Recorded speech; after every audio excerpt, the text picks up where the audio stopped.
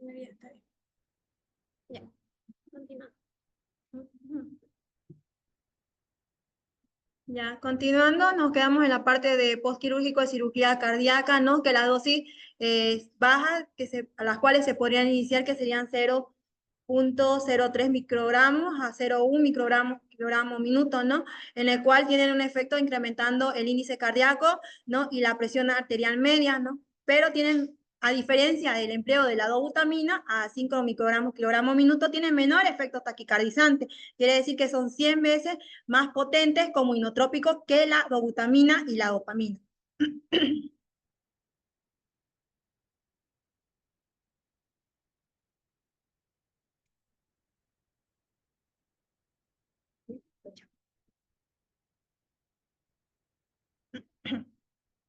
Ahora, ¿cuáles son las indicaciones? Ya habíamos visto algunas de ellas, como por ejemplo el shock, ¿no?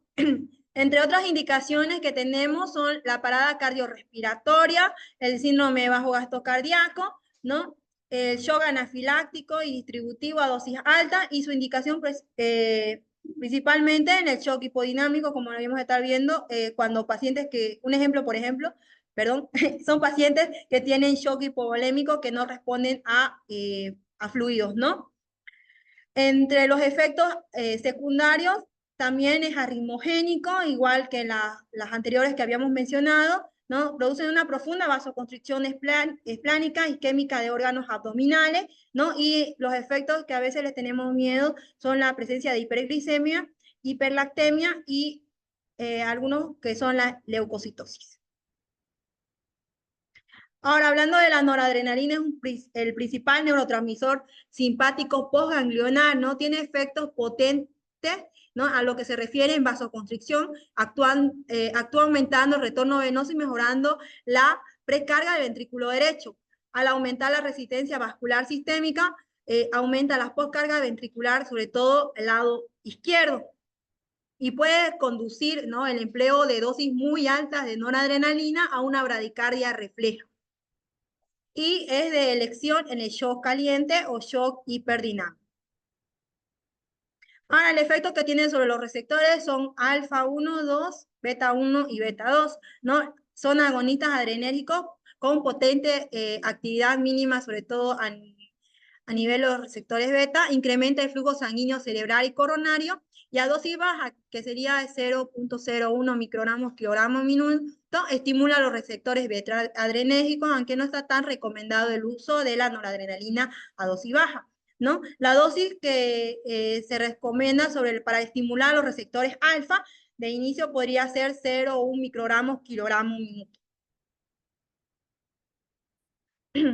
Pasando a hablar de la mirrinona, este es un inhibidor selectivo de la fosfodiesterasa 3, ¿no? En las cuales es una enzima intracelular asociada con el retículo sarcoplásmico en los miocitos y las células de músculo liso, ¿no? Sobre todo actúa a nivel del AMP cíclico, ¿no?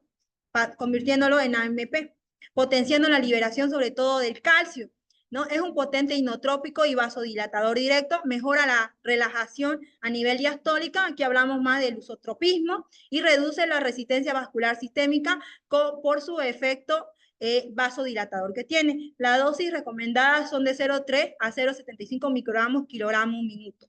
La mirrinona.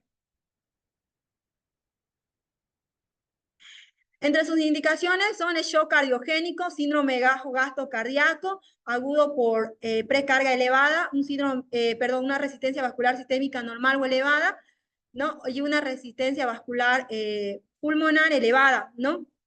La hipertensión pulmonar con fracaso del ventrículo derecho, síndrome de bajo gasto cardíaco en los postquirúrgicos, cirugía cardíaca, y neonatos con hipertensión pulmonar persistente, que sería de elección en primera línea.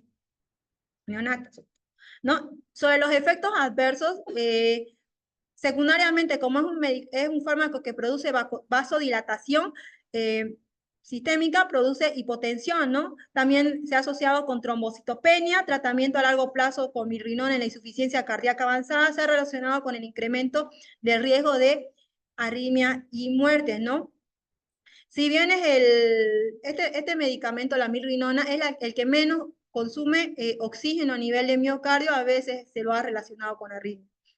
Se ajusta en injuria renal aguda y se recomienda no utilizar con furosemida, debido a que se precipita más que todo si van a pasar por la misma vía. ¿Ya? La mirrinona no emite una recomendación sobre la adición como inodilatador en niños con shock séptico y disfunción cardíaca a pesar de otros agentes vasoactivos. Y en la práctica clínica se ha abandonado la dosis de carga de la mirrinona debido al riesgo de vasoplejía, ¿no? Y según otras recomendaciones, ¿no?, de shock cardiogénico, se lo recomienda el uso como una alternativa a la dobutamina en el shock cardiogénico, especialmente pacientes postquirúrgicos de cirugía cardíaca y en caso de deterioro de la función ventricular del lado derecho o hipertensión arterial asociada a la misma.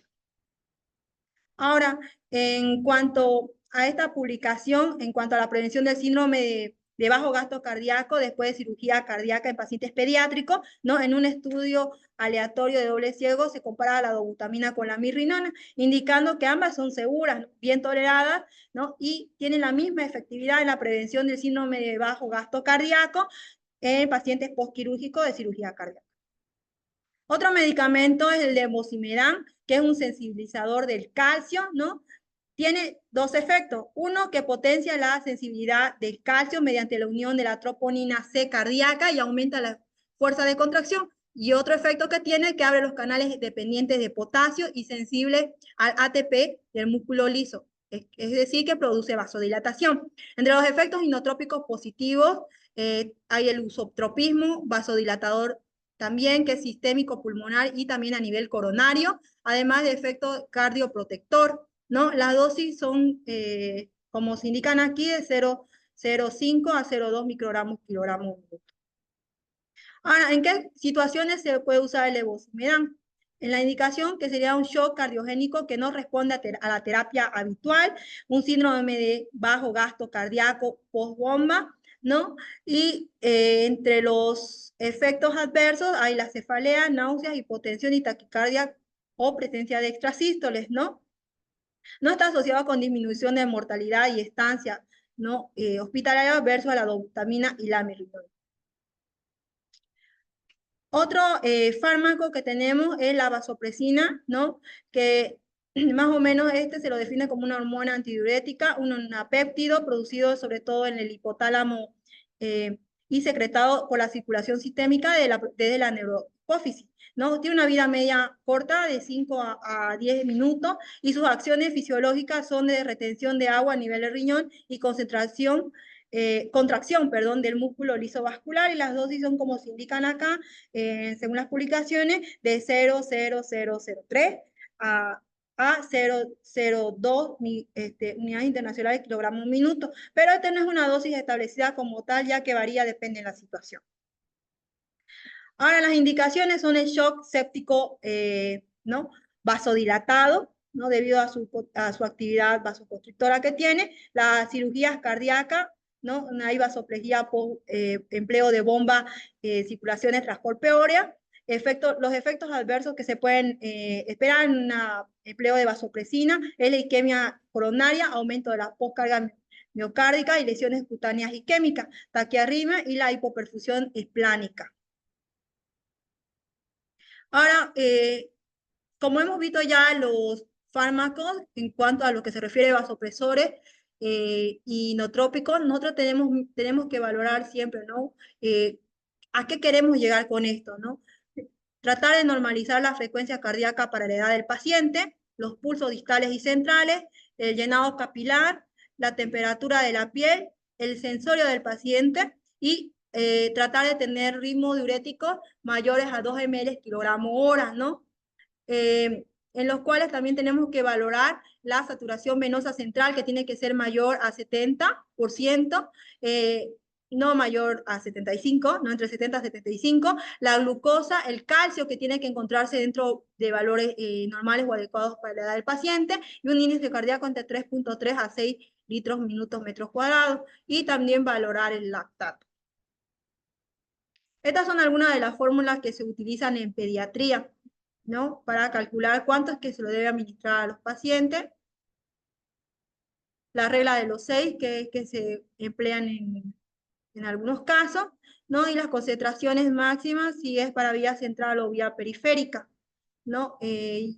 Como ya se había visto en los otros temas, no hay contraindicación, ¿no? De no pasarle un vasoactivo a los pacientes por vía periférica, se los puede diluir más, ¿no? Pero iniciar lo más antes posible,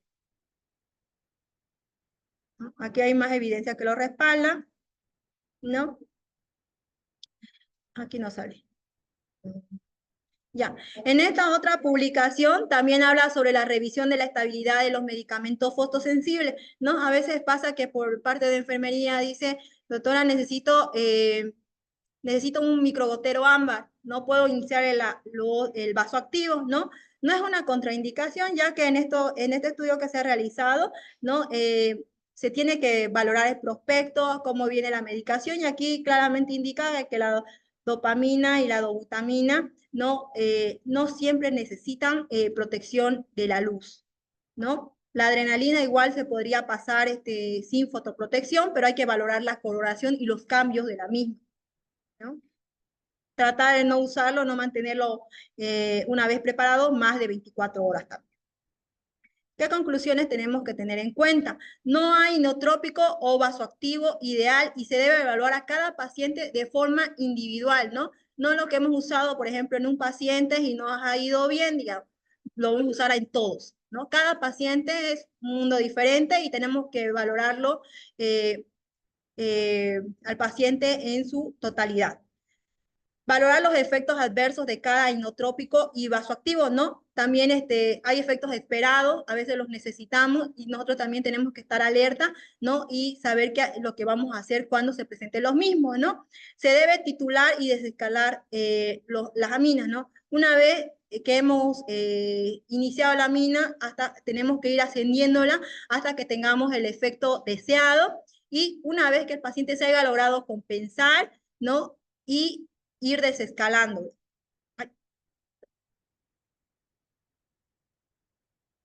Exacto.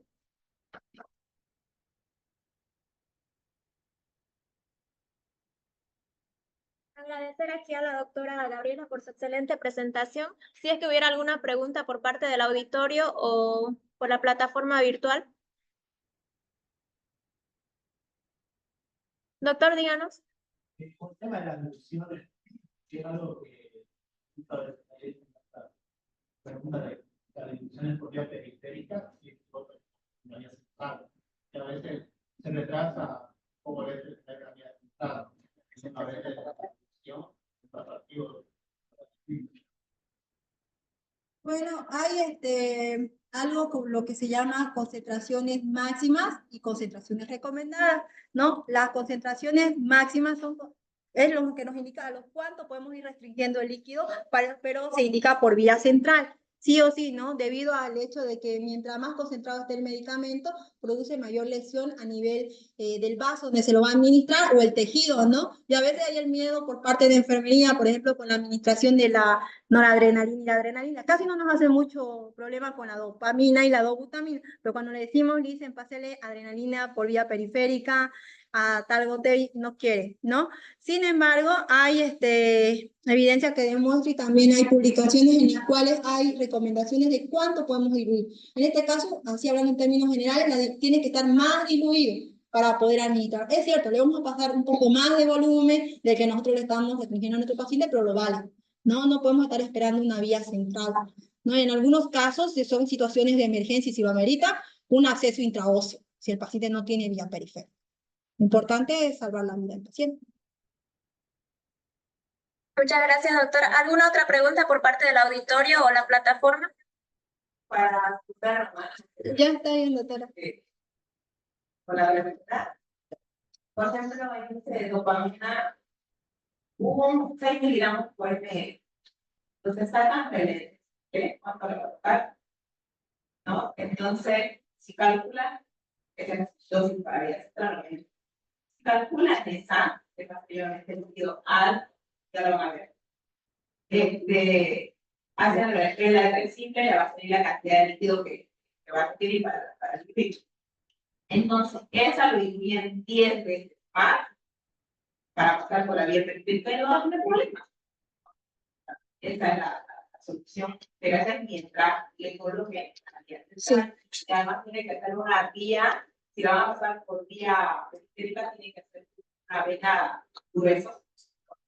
Y se permeable, ¿no? Que la única que sí puede traer una necrosis local, por la adrenalina, muy mejor, ¿no? Entonces, por lo demás, no va a buscar organismos va a tener problemas, pero sí, sobre todo para la adrenalina, sobre todo. Entonces, esa es la opción, ¿no? Pasarle por la vía periférica, dividiendo 10 veces más de lo que le salió, sacando el lente simple, pueden pasar. Hasta que se le coloque la vía central